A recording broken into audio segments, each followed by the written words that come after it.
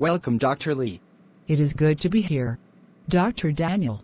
We will be talking about I Serve Week 7. And this will be the last week of I Serve. Philippians 2:9-11 says, "Therefore God elevated him to the place of highest honor and gave him the name above all other names." 10 says, that at the name of Jesus every knee should bow, in heaven, and on earth, and under the earth. 11 says, "And every tongue declare that Jesus Christ is Lord, to the glory of God the Father." He took the form of a servant while he was a king. The crazy part is that we're servants but acting like gods. He says, if you take my attitude, I will change your whole life. Jesus was more obedient to his Father and died.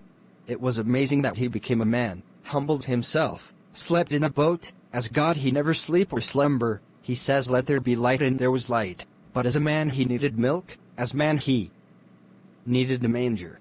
Death is a trip switch, only if we can die to our own ego. If we can die to our own selfish needs. If we can die to our visions of grandeurs. If we can die to a point that we stop thinking more highly of ourselves than we are. We have to give up who we are and accept who he is for us to cross over. Jesus said, if any man should be my disciple must take his own cross and follow me.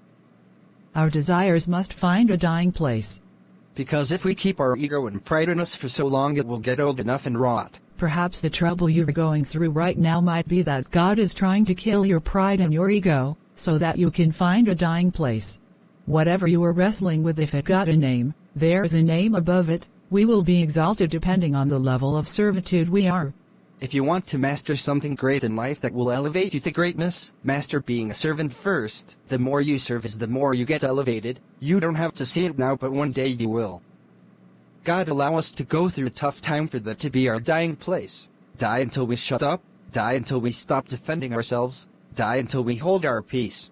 Die until we stop being vindictive. Die until we stop rendering evil for evil. Die until we get over our needs to get back at who hurt us. Your stubbornness is messing up your life, messing up your relationship and your prayers, and sometimes you don't even know how to be humble no more. Sometimes you are too scared to be humble because you think your surroundings will undermine you or disrespect you.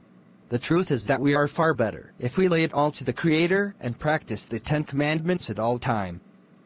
God bless you. Practice His Word, that is your salvation.